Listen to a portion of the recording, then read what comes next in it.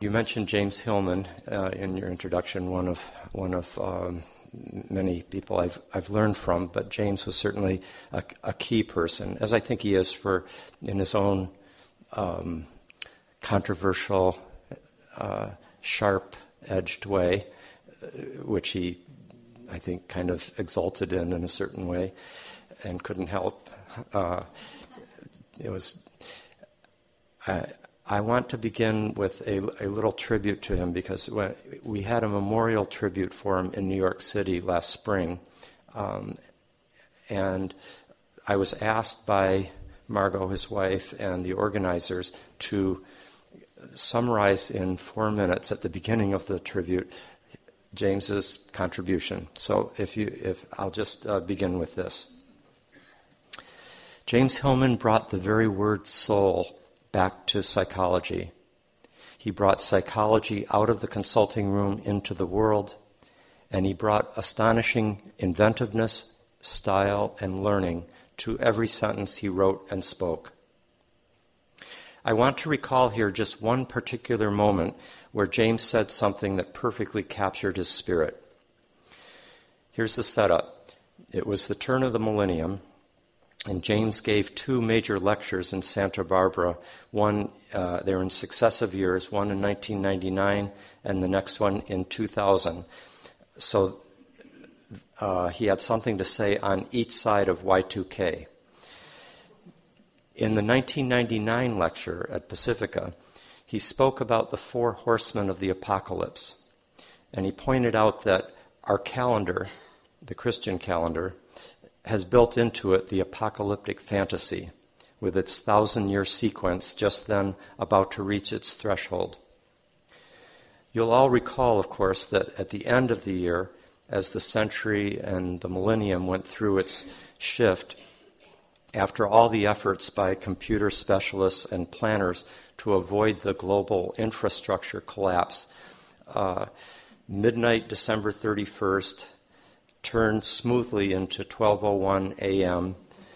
on January 1st, 2000, and happy celebrations and fireworks took place around the world, one time zone after the next, with no collapse of civilization.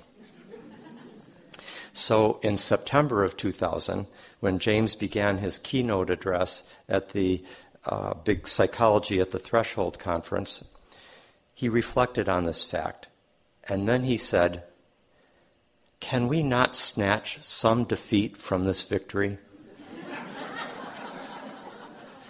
How supremely James, that remark.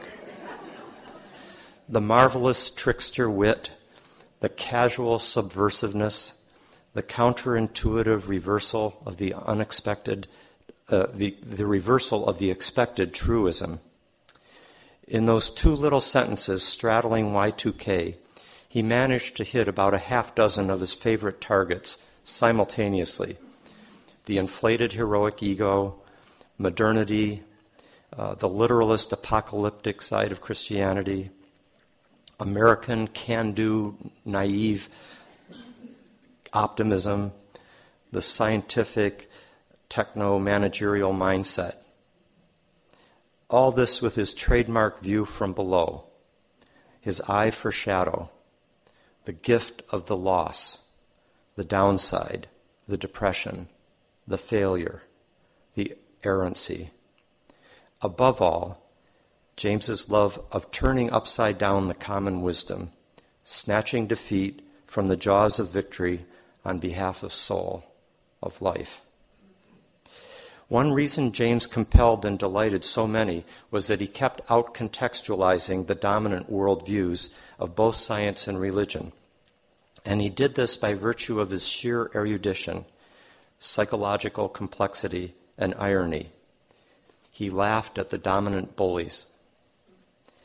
The list of dangerous 2-horned topics to which he turned his extraordinary vision is nearly endless: ecology, aging, war, destiny, puer and senex, the city and urban design, architecture, economics, the men's movement, racism, pornography, language, philosophy, cosmology, astrology, phenomenology, public education, art, animals, emotion, Shakespeare, the Renaissance, Romanticism, Neoplatonism. He contained so many paradoxes. He was wonderfully European, cultured, multilingual, in touch with the primary sources of the grand tradition. But he did what he did as a born American, a jazzy, irreverent rebel, always improvising, overthrowing the literalist dogma of the old monarchy, vigorously asserting the common life of soul, the ambiguous many over the one. James was both postmodern and ancient. He saw through endlessly like a deconstructionist, and yet he saw vividly the gods, the spirits, the depths, like an ancient poet. He recognized essences without ever succumbing to essentialism. He had an allegiance to the fallen world, yet he risked a large vision. He was a poet of psyche and a psychologist of the polis. Above all, James championed the imagination in its high, rightful place at the center of human reality, with perhaps greater force and eloquence than anyone since William Blake. And he saw the anima mundi, the soul of the world, in ways no one had seen before, inspiring not just psychologists, but scholars across the disciplines, artists, poets, activists on every front. But he didn't like system. "You cannot diagram a single thing I've written," he said. "Give me the pearls, but not the string. It's a noose." And he did not suffer fools, as they say. Even when he was young, in university at Dublin, one of his professors noted his restless lack of interest in the classroom. After weeks of class, the professor finally looked over at him and said dryly, "Take the odd note, Hillman." Yet, what subtlety and alert engagement with the present. In a way, James worked alone within his own inner crucible, and yet he was always profoundly part of a large community of friends and colleagues around the world whom he helped in countless ways and was in turn stimulated by. How deeply James enriched us with his unending flow of insights, placing so many things in new light and in shadow. His depth of soul and breadth of knowledge, his sparkling language, his heretic originality, his sharp-edged individuality. He will be deeply missed, but he left us with so much that we will be integrating for a long, long time to come. So, James.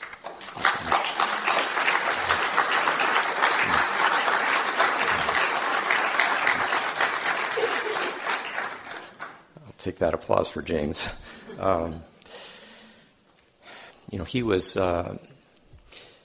He was born when Jung was 50, and then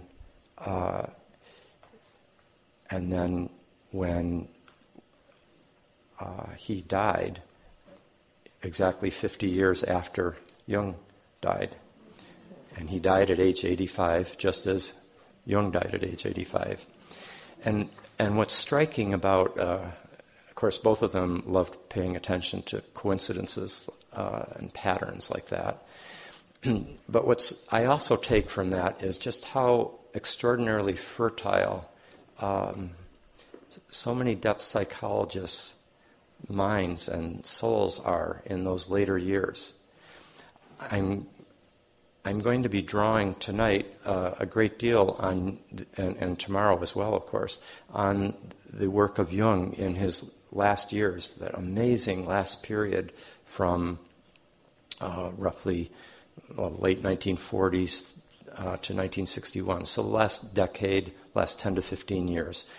In that period, he wrote not only Synchronicity and Acausal Connecting Principle and Memories, Dreams, Reflections, but also Ion and Mysterium Conjunctionis and the Answer to Job, the most in many ways powerful. The one work that he said he would not change a single word in because it was written in such white heat of feverish inspiration. And The Undiscovered Self. I mean, just extraordinary, all in those last years of his life, in his 70s and 80s. And think about Freud was 83 when he wrote his final great brief essay summarizing all of psychoanalysis in that outline of psychoanalysis, just 70-page, almost poetry, as well as Moses and Monotheism, the bigger book. And we've got Marion Woodman and Marie-Louise von Franz. Stan Grof is now 82 and still really cooking. There may be something about depth psychology that's good for the body and brain as well as the soul, in other words. But it was in his 80s that Jung brought forth the idea of our living in a moment called the kairos. And because I want to talk about our moment in history this weekend and tonight in particular, and to try to understand it in a larger context, I want to try to discern its underlying archetypal dynamics. I think there's no better way than to start with those famous words of Jung's. This would be 1956 in The Undiscovered Self. A mood of universal destruction and renewal has set its mark on our age. This mood makes itself felt everywhere, politically, socially, and philosophically. We are living in what the Greeks called the kairos, the right moment for a metamorphosis of the gods, of the fundamental principles and symbols. This peculiarity of our time, which is certainly not of our conscious choosing, is the expression of the unconscious human within us who is changing. Coming generations will have to take account of this momentous transformation if humanity is not to destroy itself through the might of its own technology and science. So much is at stake, and so much depends on the psychological constitution of the modern human being. Those words 50 years ago, now even more true. And we all sense, I think, that we live in an extraordinary age of the world. Events of such great magnitude and consequence are unfolding day by day. Extreme climate events, massive geophysical, industrial, nuclear mishaps and accidents and upheavals. The Arab Spring, the global economic collapse, the melting polar ice caps, and enormous species extinction, irrevocable and tragic. We see the intensified clash of opposing forces, powerful entrenched forces on the one side, and then powerful forces of change on the other. Old structures are collapsing, and many sense that an old age of the world is passing away, as Tolkien might say.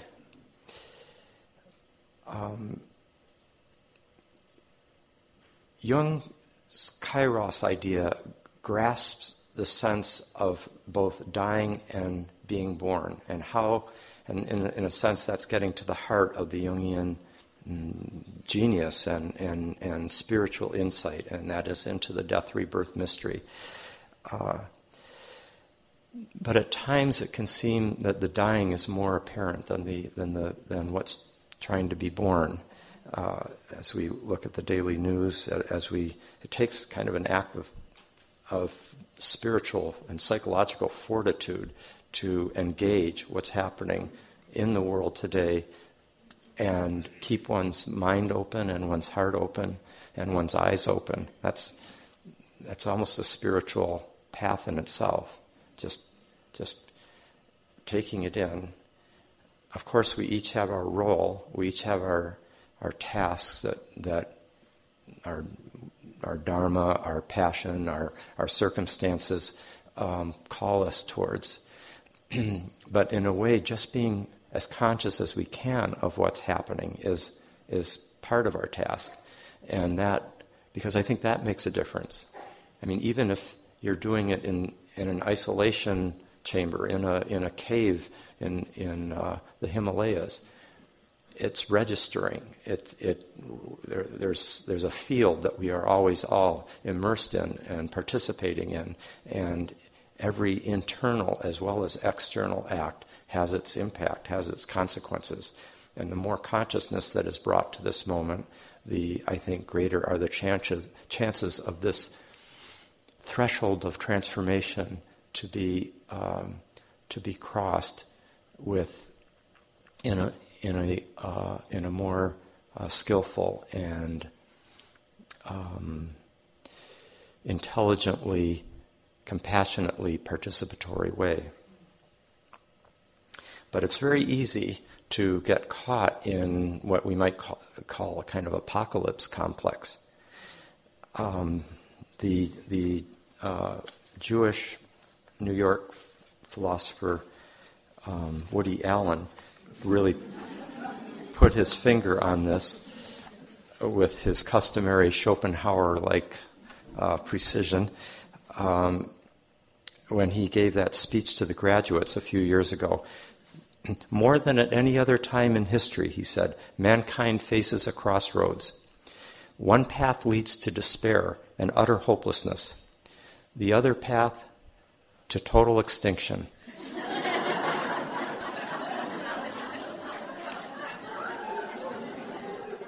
Let us pray we have the wisdom to choose correctly.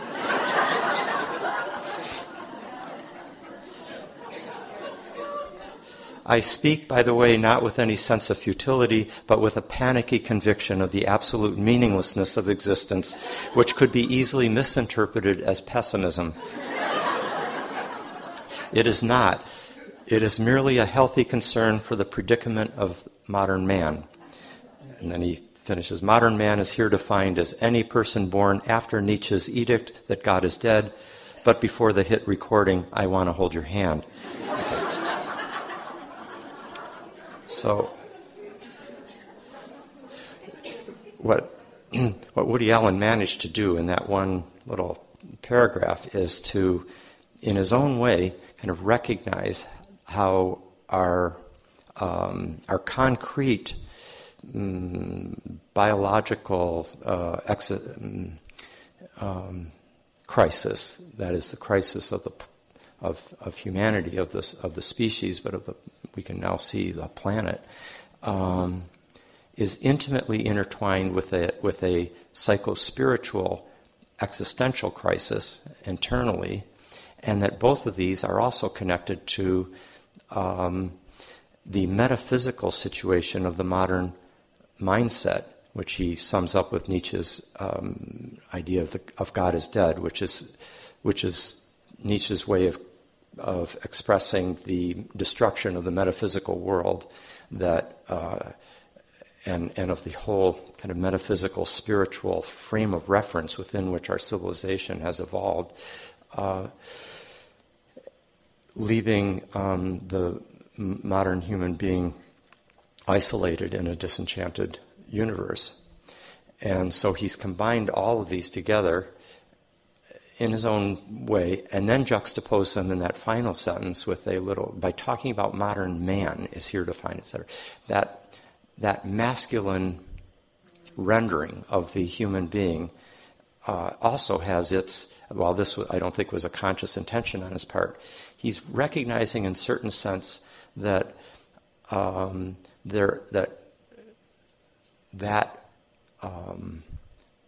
unconscious bias within the framing of the human condition also may have something to do with the radical disenchantment of the universe and the radical differentiation of the human soul from the whole.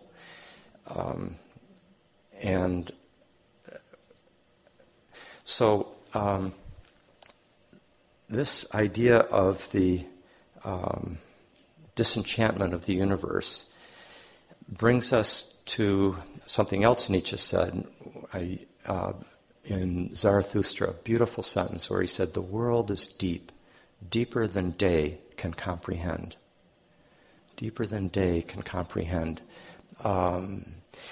There you have the recognition. See, the day is the solar logos, light of reason, the conscious ego, the light of common day, to use Wordsworth's beautiful that phrase from his beautiful poem on intimations of immortality. It's the enlightenment, that solar dominance of our civilization, the one light brilliantly illuminating a limited universe, as the day sky does, but it's leaving out the other half. The world is deeper than day can comprehend, because the world is day and night. It's the whole is not only carried by that one light of the solar, but the lunar principle, the moon that rules the night sky, allows many lights to shine at night. You don't just get that one light. When you go out at night, on a clear night, even when the moon is shining, you see many lights, not just one, many truths, many realities, many perspectives, as it were. And you see into deep space. You see an intimation of the whole rather than the brilliantly illuminated part. The night is pregnant with each day. In a sense, the whole, the deep, the night sky carries the, it's the unconscious in a certain way, that the solar consciousness, it's not really unconscious, it's what the solar consciousness tends to be unconscious of.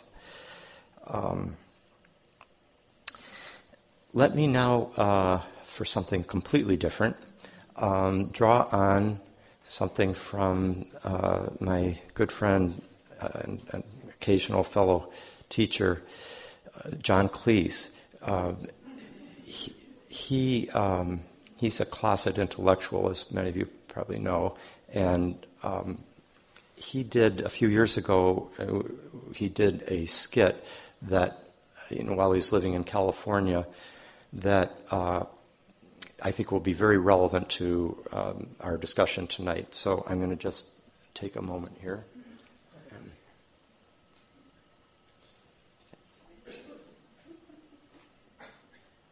Now you see why I say, and now for something completely different.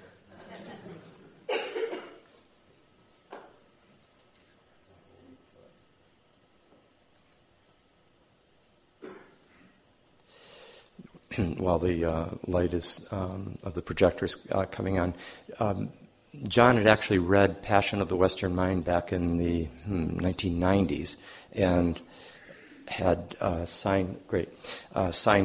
They were going to do a BBC series of 4 programs that used Passion of the Western Mind as a kind of foundation, and then when he came to the United States, and he attended a seminar that I did with Stan Groff at Esalen, and we became good friends from that point on. This is a little more than a decade ago, and we actually taught. We've done a lot of events together, but we taught a course together on the comic genius from multiple perspectives: depth psychology, archetypal astrology, cultural history, performance, etc. But he's very interested in the very issues that we're talking about tonight. And one day, he's got such creativity. And one day in his backyard, he just filmed this skit called "The Scientist," which I think you'll appreciate.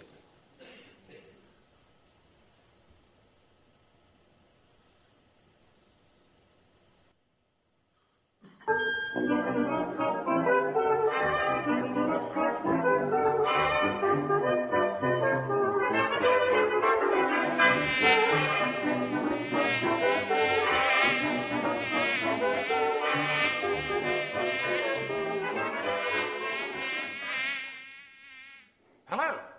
We scientists have now located a gene which we scientists believe gives people the need to believe in God. In other words, this God gene releases chemicals into our body which create the impression that there is meaning in the universe. And this God gene is just here, between the gene which we scientists now know makes us eat coconut ice cream after a fish dinner, and this gene here, which causes people with weak egos to grasp around desperately for simple explanations. Now, the discovery of this God gene is a big step forward in our quest to show that every bit of human behavior can be explained away mechanically, because we've now also located the gene which makes some people believe that every piece of human behavior can be explained away mechanically, and it's here right next to the gene that makes you go to see Nicolas Cage movies, so that's another puzzle solved, and right under this gene, which can cause you to forget that since the 1920s, quantum physics has destroyed forever the idea that everything can be explained mechanically. Now, the gene which causes us to forget this obvious fact is very dominant in some people, especially me.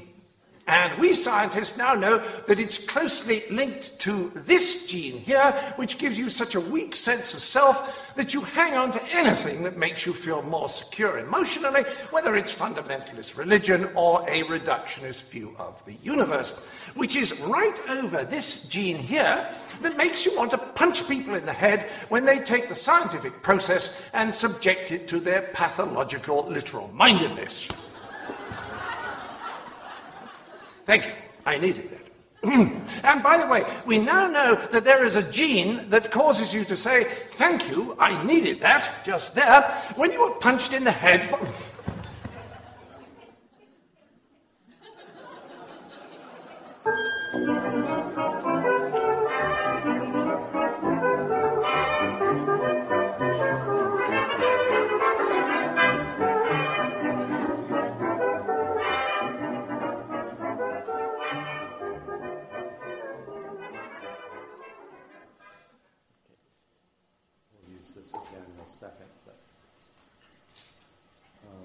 Well, I'll just leave it there. So, thanks.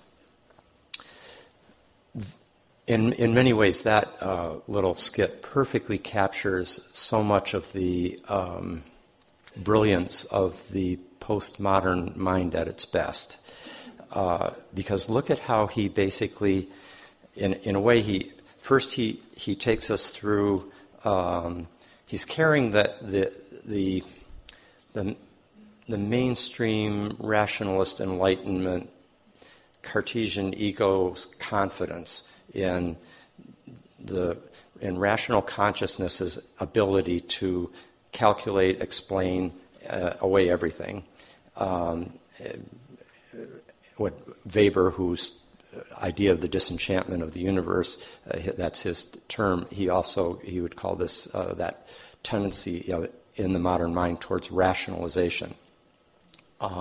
Subjecting everything to systematic explanation, systematic calculation, in order to be able to better predict, control, and serve efficiency. So he's carrying that with his white coat and table of elements behind him there and everything.